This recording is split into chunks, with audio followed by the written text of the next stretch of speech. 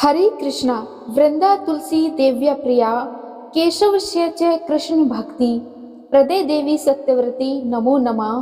अर्थात हे वृंदा, हे तुलसी देवी, आप भगवान केशव की प्रिया हैं। हे कृष्ण भक्ति प्रदान करने वाली सत्यवती देवी, मेरा आपको बारंबार प्रणाम है। श्रीमद् भागवत के 7वें स्कंद के 5वें अध्याय में श्री प्रभुपाद तात्पर्य में लिखते हैं कि तुलसी देवी भगवान श्री कृष्ण के शुद्ध भक्त हैं। केवल उन्हीं के स्मरण करने से, प्रार्थना करने से, प्रणाम करने से या फिर उनके विषय में श्रवण करने अथवा उनका पौधा लगाने मात्र से भी जीवन में हर प्रकार का मंगल होता है। जो कोई भी ऊपर बताए गए तरीकों से तुलसी के संपर्क में आता है, वह शाश्वत रूप से बैकुंठ लोक में निवास करता है। इसीलिए इस पर हम जान सकते हैं कि तुलसी माता की सेवा करना कितना पुण्य का कार्य है। इसीलिए हम जान सकते हैं कि तुलसी द्वारा की जाने वाली श्री कृष्ण की सेवा कितनी शुद्ध है।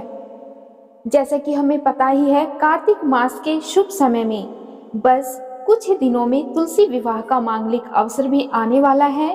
तो आने वाले तुलसी विवाह के महोत्सव के उपलक्ष्य में आज मैं आपको श्रीमती तुलसी महारानी की एक विशेष कथा सुनाने जा रही हूँ। तुलसी देवी के विषय में संपूर्ण कथा आप विस्तार पूर्वक श्रवण करेंगे। अगर आपने मेरे चैनल को सब्सक्राइब नहीं किया है तो जल्दी से सब्सक्राइब कर लीजिए और बेल आइकॉन को भी प्रेस कर लीजिए, जिससे आपको इसी तरह की कहानियां और भी सुनने को मिले। तो शुरू करते हैं आज तुलसी महारानी की कथा। एक बार देवर्षि नारद जी भगवान श्री हरि का गुणगान करते हुए बैकुंठ लोक में जा पहुँचे।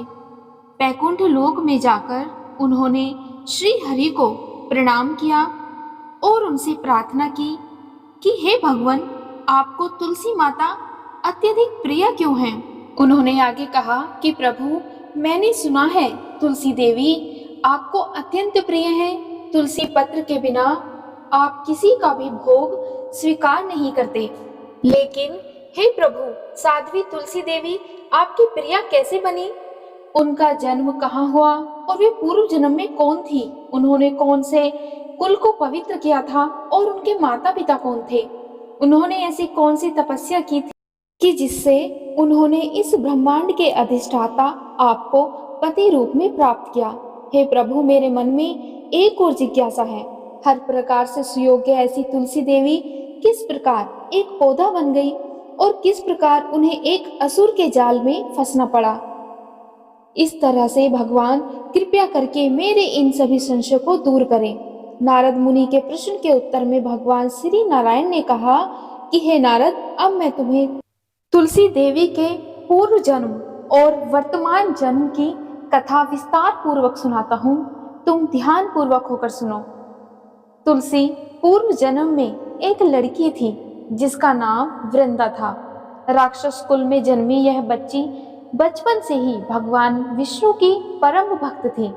जब वह बड़ी हुई तो उसका विवाह राक्षस कुल में ही दानव राज जलंधर से संपन्न हुआ। विष्णु भगवान की बात सुनकर नारद मुनि कहने लगे कि हे प्रभु, जलंधर कौन था? इस पर भगवान विष्णु ने कहा कि एक बार भगवान शिव ने अपने तेज को समुद्र में फेंक दिया। उससे एक महातेजस्वी बालक ने जन्म लिया और यही बालक आगे चलकर जालंधर के नाम से पराक्रमी दैत्य राजा बना। इसकी राजधानी का नाम जालंधर नगरी था। दैत्यराज कालनेमी की कन्या वृंदा का विवाह जालंधर के साथ हुआ। अपनी सत्ता के घमंड में चूर उसने माता लक्ष्मी को पाने की कामना से युद्ध किया, परंतु समुद्र से ही उत्पन्न होने के कारण माता लक्ष्मी ने उसे अपने भाई के रूप में स्वीकार किया। तब वहां से पराजित होकर वह देवी पार्वती को पाने की लालसा से कैलाश पर्वत पर चला गया। भगवान देवादिदेव शिव का ही रूप धरकर माता पार्वती के पास वह पहुंच गया, लेकिन मां ने अपने योग बल से उसे तुरंत पहचान लिया और वहां से अंतर ध्यान हो गई। देवी पार्वती ने गुस्से में आकर सारा वृतांत भगवान विष्णु को सुनाया। जालंधर की पत्नी वृंदा अत्यंत पतिव्रता स्त्री थी। उसी के पतिव्रत धर्म की शक्ति से ही जालंधर कभी मरता नहीं था और न ही हारता था। इसीलिए उसे मारने के लिए वृंदा के पतिव्रता धर्म को भंग करना जरूरी था। इसी कारण भगवान विष्णु एक ऋषि का वेश धारण करके वन में जा पहुंचे, जहां वृंदा अकेली भ्रमण कर रही थी। भगवान के साथ 2 मायावी राक्षस भी थे, जिन्हें देखकर वृंदा अत्यंत भयभीत हो गई। ऋषि ने वृंदा के सामने पल में दोनों को भस्म कर दिया। उनकी शक्ति देखकर वृंदा ने कैलाश पर्वत पर महादेव के साथ युद्ध कर रहे अपने पति जलंधर के बारे में पूछा। तब ऋषि का वेश धारण करे हुए श्री हरि ने अपने माया जाल से 2 वानर प्रकट किए।